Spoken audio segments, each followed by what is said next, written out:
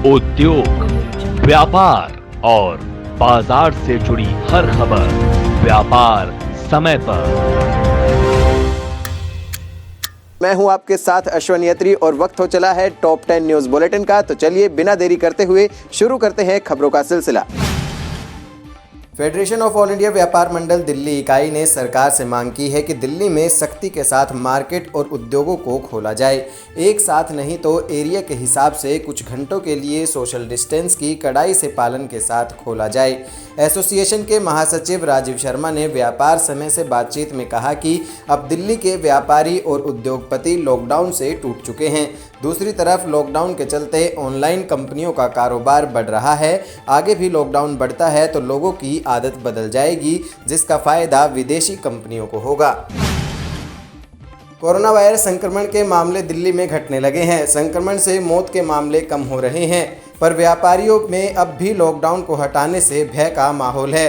दिल्ली में 20 अप्रैल से लॉकडाउन चल रहा है, जो 17 मई की सुबह तक के लिए है। लॉकडाउन को दिल्ली सरकार द्वारा हर सप्ताह बढ़ाया जा रहा है। इस संबंध में the Boolean and jewellers association के अध्यक्ष योगेश सिंघल ने ज्वेलरी बाजार कूचा महाजनी के साथ ही पुरानी दिल्ली के थोक व खुदरा बाजारों की स्थिति को सामने रखते हुए कहा कि ये बाजारें संकरी गलियों में स्थित हैं। अगर लॉकडाउन को हटा दिया गया तो स्थिति फिर से भयावह होने का अंदेशा है। फेडरेशन ऑफ ऑल इंडिया व्यापार मंडल दिल्ली इकाई के सचिव विराग जैन ने पूर्वी दिल्ली के प्रमुख व्यापारी नेता व समाज सेवी श्री श्याम सुंदर अग्रवाल जी के आकस्मिक निधन पर गहरा शोक व्यक्त किया है। विराग जैन जी ने बताया कि श्री श्याम सुंदर अग्रवाल जी कुछ दिनों से कोरोना महामारी से जंग लड़ रहे थे, लेकिन आज वो ये जंग हार गए, जो संपूर्ण व्यापारी संगठनों के लिए बहुत बड़ी क्षति है। व्यापार और समाज हित में उनका योगदान अविस्मरणीय रहेगा।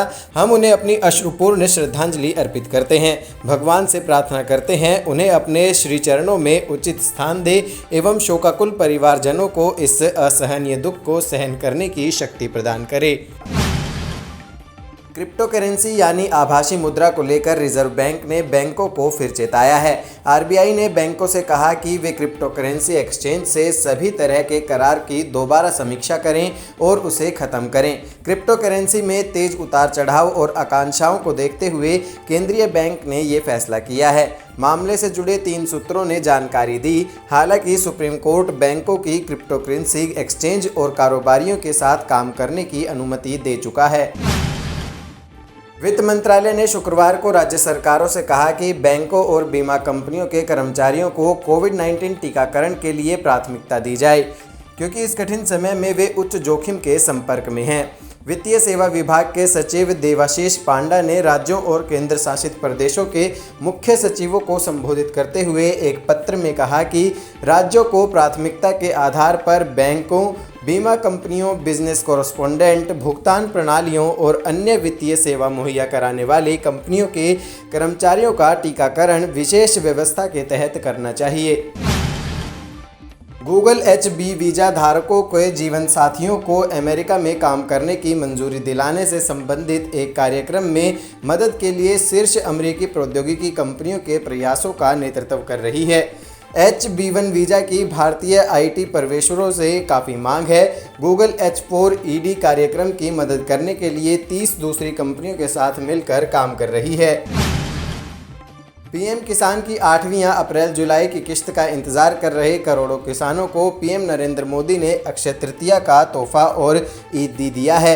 प्रधानमंत्री नरेंद्र मोदी ने पीएम किसान सम्मान निधि योजना के तहत देश के 9.5 करोड़ किसानों के खाते में 8वीं किश्त के तौर पर 20,667 करोड़ रुपए की राशि डीबीटी के माध्यम से हस्तांतरित कर दी है। सराफा बाजारों में सोना अपने ऑल टाइम हाई रेट से अब महज 8,497 रुपये प्रति 10 ग्राम ही सस्ता रह गया है। इस साल ये करीब 12,000 रुपये तक गिर चुका था, लेकिन अप्रैल के बाद मई में इसकी चमक बढ़ने लगी। कोरोना की दूसरी लहर के बीच सबसे सुरक्षित माने जाने वाले निवेश में से एक गोल्ड की कीमत इस हफ्ते 273 मई अब तक 24 कैरेट सोना 966 रुपये महंगा हो चुका है। Realme ने अपने GT Neo स्मार्टफोन को पिछले महीने लॉन्च किया था। ये दुनिया का पहला स्मार्टफोन है जो Dimensity 1200 चिपसेट के साथ आता है। इसके अलावा Realme GT सीरीज में Snapdragon 888 प्रोसेसर से लैस एक फ्लैगशिप हेडसेट Realme GT भी मौजूद है।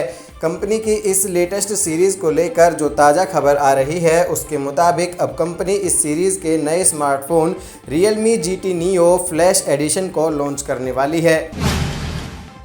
हाल ही में एक रिपोर्ट आई थी कि महिंद्रा अपनी मज़ेरो कार को बंद करने जा रही है। हालांकि सच्चाई तो इसके विपरीत निकली। महिंद्रा ने घोषणा की है कि कंपनी इस MPV को बंद करना तो छोड़िए, उल्टा एक नए फीचर के साथ ला रही है। इस कार को जल्दी ही ऑटो शिफ्ट गियर बॉक्स के साथ लॉन्च किया जाएगा। महिंद्रा ने AMT गियर बॉक्स को ऑटो शिफ्ट नाम दिया हुआ है। बता दें कि पिछले साल ऑटो शिफ्ट बैजिंग वाली महिंद्रा मज़ेरो टेस्टिंग के दौरान दिखाई दी थी। ग्राहकों के पास टाटा मोटर्स की गाड़ियों को सस्ते में खरीदने का मौका है। कंपनी ने मई 2021 में अपनी कारों पर डिस्काउंट ऑफर जारी किया है। इसके तहत टाटा टियागो से लेकर टिगेरो, नेक्सॉन और हैरियर जैसे मॉडल्स को छूट के साथ बेचा जा रहा है। ये ऑफर 31 मई 2021 तक चालू है। छूट में कैश डिस्काउंट और एक्सचेंज बोनस शामिल है। ग्राहक टाटा की कारों पर मई में 65,000 रुपये तक बचा सकते हैं। उम्मीद करते हैं आपको हमारे बुलेटिन खासा पसंद आया होगा। अगर आपको ये वीडियो हमारी पसंद आई है तो लाइक कीजिए, ज़्यादा से ज़्यादा लोगों तक शेयर कीजिए और हमारे चैनल को सब्सक्राइब करना बिल्कुल ना भूलें। और अगर आप ये वीडियो हमारे फेसबुक पेज पर देख रहे हैं तो हमारे पेज को ज़रूर लाइक करें। हमसे जुड़े रहने के लिए हमारे YouTube चैनल को सब्सक्राइब करें और नई वीडियो की नोटिफिकेशन के लिए बेल आइकॉन को दबाएं। अगर आप ये वीडियो Facebook पर देख रहे हैं तो लाइक जरूर करें और ज्यादा से ज्यादा शेयर करें। धन्यवाद।